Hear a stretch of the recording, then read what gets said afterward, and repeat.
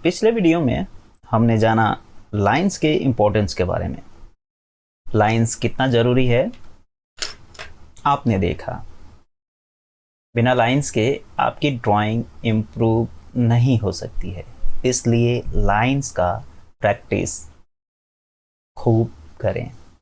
बिना लाइंस के आप कोई भी ड्राइंग क्रिएट नहीं कर सकते। लाइंस जब आपकी इम्प्रूव होगी तो ही शेडिंग भी इम्प्रूव होगी, क्योंकि जो लाइंस को अच्छे से समझेगा वो शेड को भी अच्छे से समझ पाएगा। तो यहाँ पे इस वीडियो में हम जानेंगे शेडिंग के कुछ इम्पोर्टेंट टिप्स। तो चलिए मैं आपको बताता हूँ। इन ब्लॉक्स को मैंने बनाया है ग्रेजुअली दिखाने के लिए कि डार्क टू लाइट हम कैसे शो कर सकते हैं, और इधर से डार्क टू लाइट या लाइट टू डार्क कोई भी एरिया पकड़ के आप काम कर सकते हैं। Dark to light, light to dark, क्योंकि पेंसिल के टोन्स को समझना ज़रूरी है। जब भी आप कोई भी ऑब्जेक्ट में वॉल्यूम दिखाएंगे, उसमें भारीपन दिखाएंगे, उसके डायमेंशन को दिखाएंगे, तो आपको शेडिंग की ज़रूरत पड़ेगी। केवल ड्राइंग के मदद से आप उसको नहीं दिखा सकते हैं। तो जब लाइंस और शेड मिलके एक अच्छा ऑब्जेक्ट आप क्रिएट कर सकते हैं, ऑब्जेक्ट की ड्राइंग क्रिएट कर सकते हैं। तो यहाँ पे सबसे पहले हम लोग यूज करेंगे HB पेंसिल को। HB पेंसिल से पहला टोन इसमें फिल करेंगे। और सबसे ज़्यादा इम्पोर्टेंट मैं देखता हूँ कि कोई भी जब पहले ड्राइंग की शुरुआत करता है तो लाइंस के डायरेक्शन को चेंज करता है। वो साफ साफ उनके शेडिंग्स में दिखता है। यानी कहने का मतलब है कि अगर आप लाइंस इस तरीके से कर रहे हैं, अगर ये शेडिंग आप ऐसा डाल रहे हैं, तो तुरंत ऐसे ऐसे करने लगते हैं और फिर इधर से उसको बस कंप्लीट करने का प्रयास करते हैं, जो कि ये आपको नहीं करना है। तो यहाँ पे हम सीखेंगे कि कैसे शेडिंग करते हैं। तो सबसे पहले मैंने जैसा कहा कि इसमें पहला लेयर को फिल करेंगे।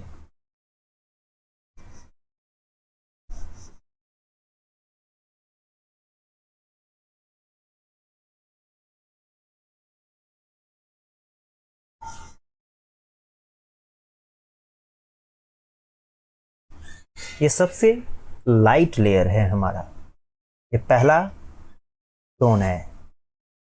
एक वैसे ही हम दूसरे ब्लॉक में भी सिमिलर टोन का यूज करेंगे, और ये पेंसिल को पूरे तरीके से डाउन करके ही शेड करेंगे। और ध्यान रहे कि इसमें हमारा कोई भी पेपर दिखना नहीं चाहिए, यानी पेपर का सादा हिस्सा कुछ नहीं दिखे और पूरी तरीके से ये फिल हो जाए। इसमें आप पूरी तरीके से इसको फिल कर दें। ये पहला लेयर आप देख रहे हैं, इस तरीके से मैं इसको कंप्लीट कर रहा हूँ। डायरेक्शन मेरा पेंसिल का बिल्कुल चेंज नहीं हो रहा है। अगर मैं बार बार जैसा कि अभी हॉरिजॉन्टल वे में शेड कर रहा हूँ, अभी वर्टिकल वे में करूँ, कभी कर्व वे में करूँ, तो इससे दिक्कत होगी। अगर किसी तरीके से किसी एंगल में करेंगे तो एक ही डायरेक्शन में चलेंगे, अगर वर्टिकल करेंगे तो वर्टिकल से उसको अच्छे से कंप्लीट करेंगे। तो ये पहला जो हमारा प्रोसेस है उसको हमने कंप्लीट कर लिया है, और अब आगे देखेंगे इसमें कैसे दूसरा 2B या HB की मदद से ही डार्कर टोन कैसे इस ब्लॉक में दिखा सकते हैं। तो जैसा कि इसमें पहला टोन कंप्लीट हो चुका है, दूसरा के लिए हम पहले वाले ब्लॉक को छोड़ के दूसरे वाले ब्लॉक से शेडिंग करना शुरू करेंगे। ठीक वैसे ही हल्के प्रेशर से ही दूसरे वाले में हम शेडिंग करेंगे, और ठीक वैसे ही सारे ब्लॉक को फिल कर देंगे।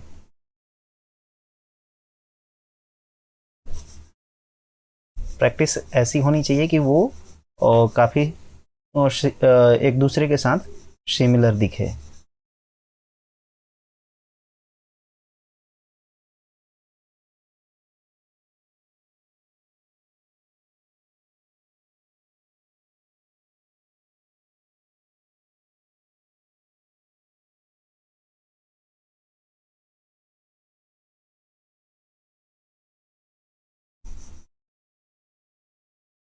तो यहाँ हम देख रहे हैं कि एक ही पेंसिल से हमारा लगभग दो टोन दिख रहा है, एक ये पहला, उसके बाद ये। अब इसके बाद जो टोन का यूज करेंगे ये तीसरे ब्लॉक से करेंगे, एक इस ब्लॉक को छोड़ देंगे और फिर इसी पेंसिल से देखते हैं कि कैसा इफेक्ट आता है।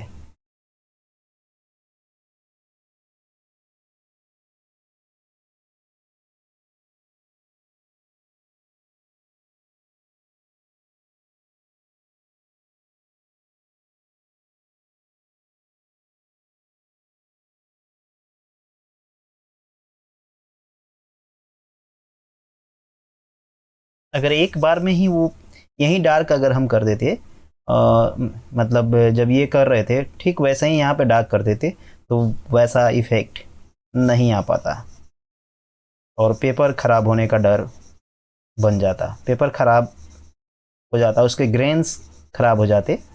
तो इसलिए आप फर्स्ट टोन से ही शुरू करें और उसके जो भी डीपर टोन है धीरे धीरे प्रोसेस वाइज ही वहाँ तक पहुँचे।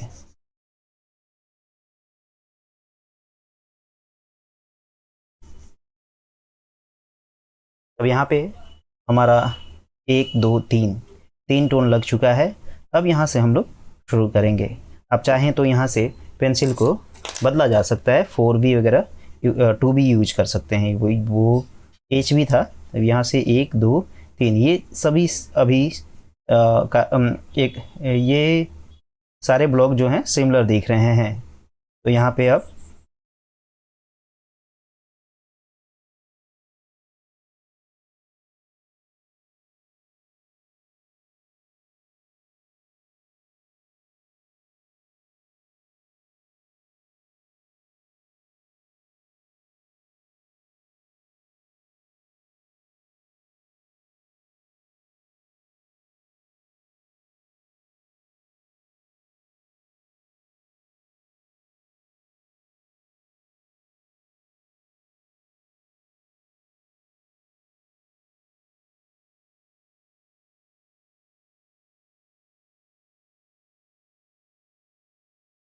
तो एक दो तीन चार हो गए।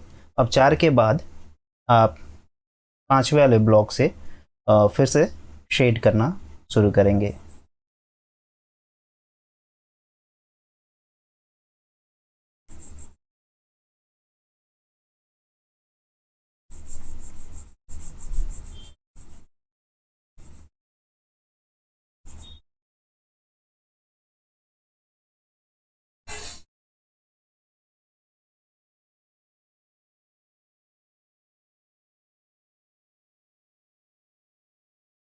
अगर आप इतना पेशेंसली काम करेंगे तो आप जो भी ऑब्जेक्ट में शेड करेंगे वहाँ पे दिक्कत नहीं आएगी। और यहाँ पे अब इस ब्लॉक को छोड़ के हम लोग इस ब्लॉक में शुरुआत करते हैं।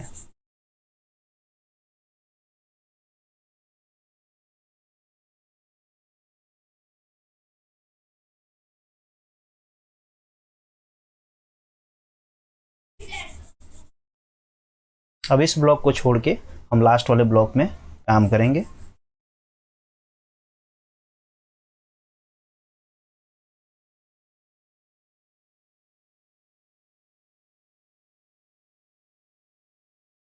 और जब ये कंप्लीट हो गया तो आप देख रहे हैं कि किस तरीके से टोनल वैल्यू दिख रहा है इसमें, सबसे लाइट उससे डार्क उससे डार्क, इस तरीके से करते हुए यहाँ पे इस रेशियो में पूरा डार्क गया है। और भी अगर आगे जाता ये तो पूरा डार्कर टोन यानी ब्लैक जैसा इफेक्ट आप उसमें लेकर आते हैं। इतने सारे शेड्स को समझना है। एक पेंसिल की मदद से आप दो पेंसिल, यहाँ पे हमने HB और 2B की मदद से इतने सारे शेड्स को लेकर आए हैं। इतने सारे इतने सारे शेड्स को अगर आप अच्छे से करते हैं तो ऑब्जेक्ट में काफ़ी हेल्प होगा ऑब्जेक्ट ड्राइंग को डायमेंशनली दिखाने में।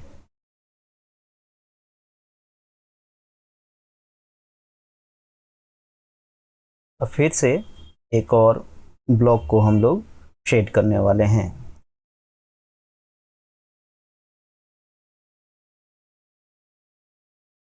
एक वैसे ही HB पेंसिल का यूज करते हुए इसको हमें फिल करना है, सारे ब्लॉक को फिल कर देंगे।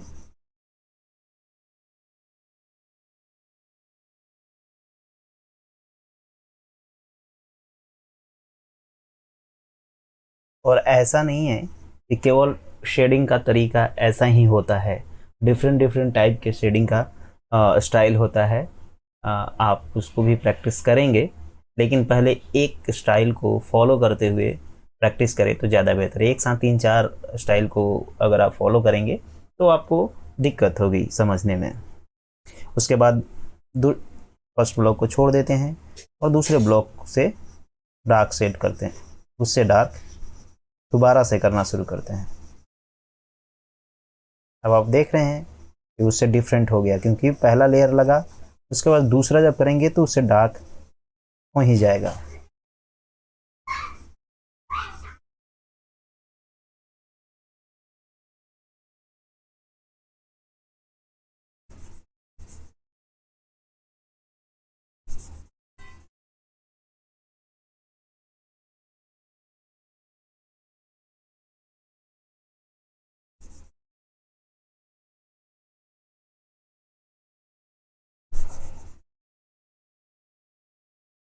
एक वैसे ही दूसरे वाले ब्लॉक को छोड़ के तीसरे ब्लॉक से शेड करना शुरू करेंगे।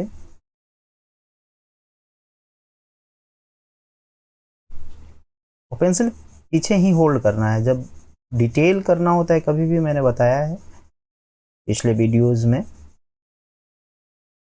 तभी आप पेंसिल को आगे होल्ड करेंगे, यानी राइटिंग स्टाइल में पकड़ के उसको आप यूज करेंगे।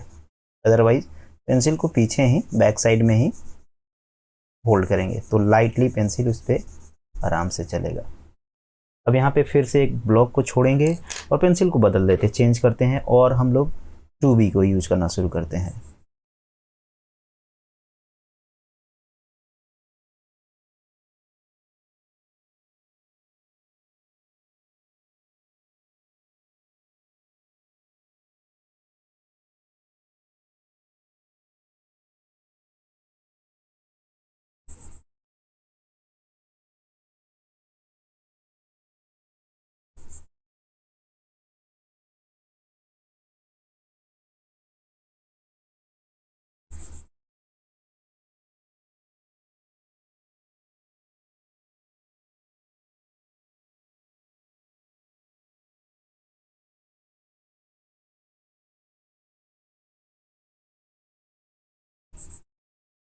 एक्सरसाइज आपके लिए काफ़ी इंपॉर्टेंट होगा। इस तरीके की जितना आप प्रैक्टिस करेंगे, जैसा इसके पिछले वीडियो में मैंने लाइंस के बारे में बताया, लाइंस का प्रैक्टिस खूब करना है। उसके बाद शेडिंग का नेक्स्ट वीडियो में हम लोग इन बेसिक जो फॉर्म है, इन बेसिक शेप्स हैं, जैसे क्यूब है, स्फीयर है, ये कोन है, इसको शेड करना सीखेंगे।